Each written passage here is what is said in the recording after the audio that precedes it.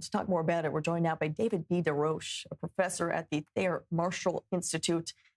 David, with these latest casualties in Bahrain, does that actually change the current calculus? How significant is this in terms of the war even expanding into the Gulf? Or unfortunately, is this more of just what we continue to see? I think it's the continuation of the existing trend. I mean, the expansion was a few weeks ago when Iran started hitting not just military, not just the U.S. Naval base in Bahrain, but also the civilian infrastructure there, the Bapco refinery and the Crown Plaza Hotel.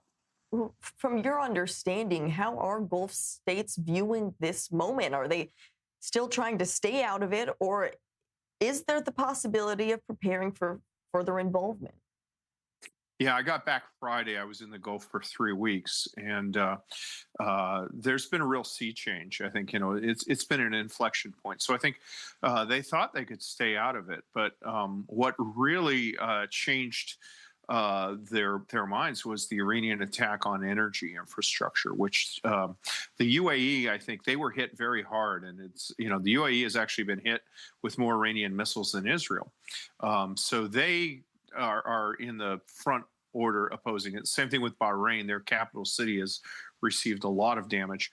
But when all of these countries, to include Oman, which had been the mediator, had oil storage or refinery facilities attacked, that's changed it. And what I see in my Gulf interlocutors is kind of this idea that, okay, we misjudged these people. We can't deal with this on a non-confrontational basis because they'll do it again.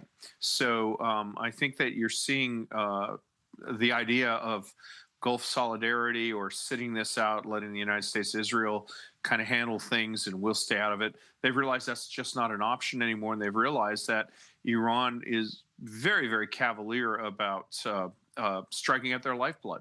I mean, it's a huge strategic error by Iran. And if we already have seen some of these Gulf states realize it, then why have we seen no action so far? What is it going to take? Because you just mentioned Iran has already hit their energy infrastructure. Iran has already killed civilians. So what will it take for these Gulf states to get involved?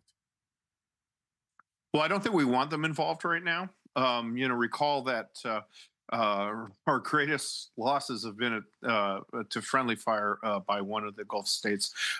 There has been some involvement. I mean, Qatar shot down 2 Iranian bombers that was proceeding that they thought were going to launch air-launched missiles at Qatar.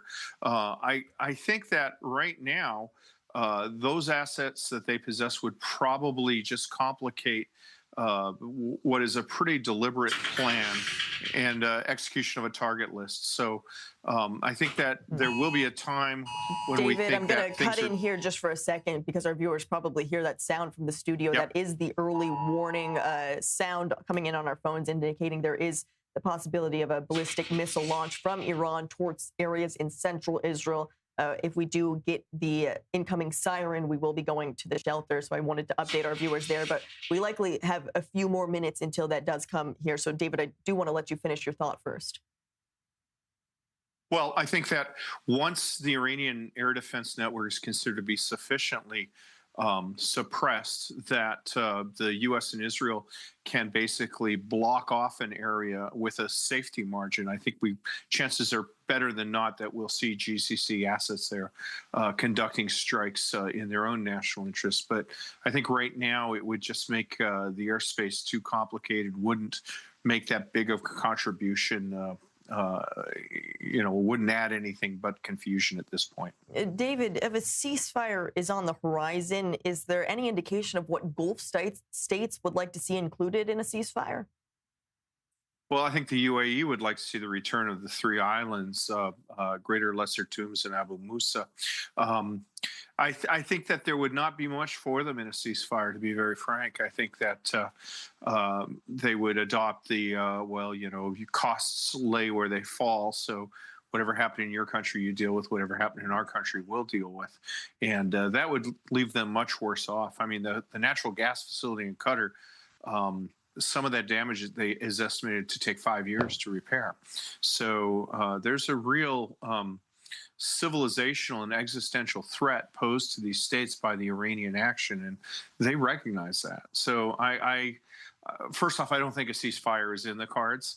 I think that that is President Trump trying to keep speaking to his domestic audience who expects that, and also trying to demoralize the Iranian security forces. But if it were there, it would probably be a setback for the Gulf states. All right, David B. DeRoche, great to have you with us and hear your perspective on how the Gulf states are viewing these rapidly unfolding events. Thank you. Thank you.